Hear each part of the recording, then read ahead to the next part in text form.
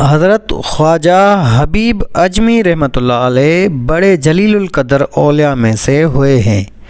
طریقت میں آپ رحمۃ اللہ علیہ حضرت خواجہ حسن بصری رحمۃ اللہ علیہ کے خلیفہ تھے۔ ابتدا میں بہت دولت مند تھے لیکن سود خور تھے۔ ہر روز تقاضا کرنے جاتے، جب تک وصول نہ کر لیتے اسے نہ چھوڑتے۔ ایک روز کسی مقروض کے گھر گئے لیکن وہ گھر پر موجود نہ تھا۔ اس کی بیوی نے کہا کہ اس کے پاس قرض ادا کرنے کے لیے رقم موجود نہیں ہے، البتہ بکری ذبح کی تھی، اس کی گردن موجود ہے جو ہم نے گھر پر پکانی ہے۔ لیکن آپ رحمۃ اللہ علیہ اس عورت سے بکری کا گوشت زبردستی لے آئے اور گھر پہنچ کر بیوی سے کہا کہ یہ سود میں ملی ہے، اسے پکا لو۔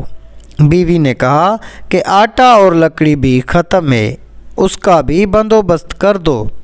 آپ دوسرے قرض داروں کے پاس گئے اور یہ چیزیں بھی سود میں لے آئے۔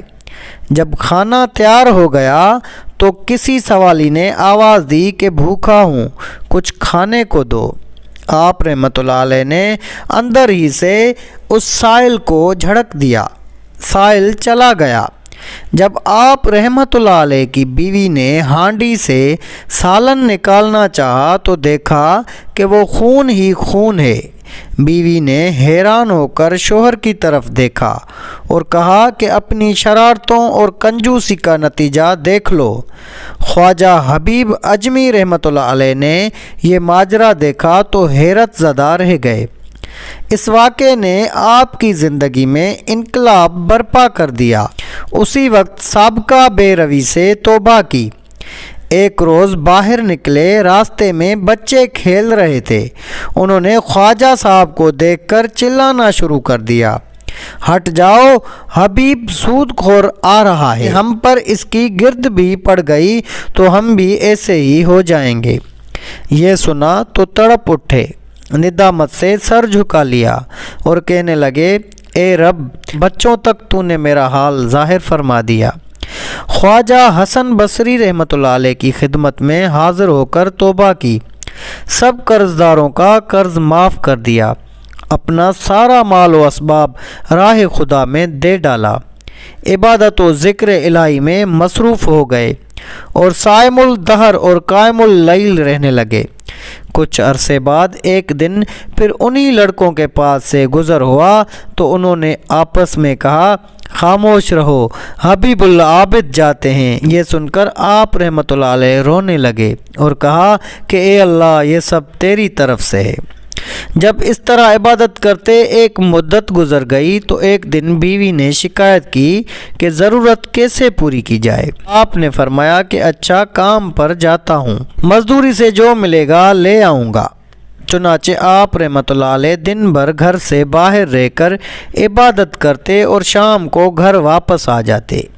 بیوی انہیں خالی ہاتھ دیکھتی تو کہتی کہ یہ کیا معاملہ ہے؟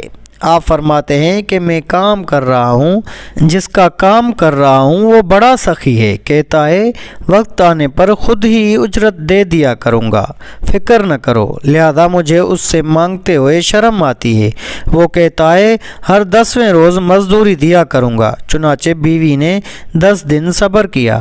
جب آپ 10ویں روز بھی شام کو خالی ہاتھ گھر واپس جانے لگے تو راستے میں آپ کو خیال آیا کہ اب بیوی کو کیا جواب دوں گا۔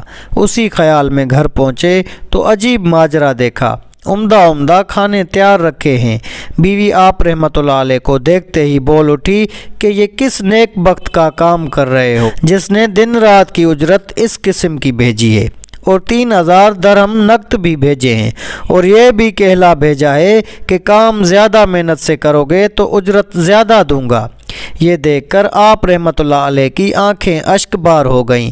خیال گزرا کہ خدا پاک نے ایک گناہ گار بندے کے 10 روز کی عبادت کا صلہ دے دیا۔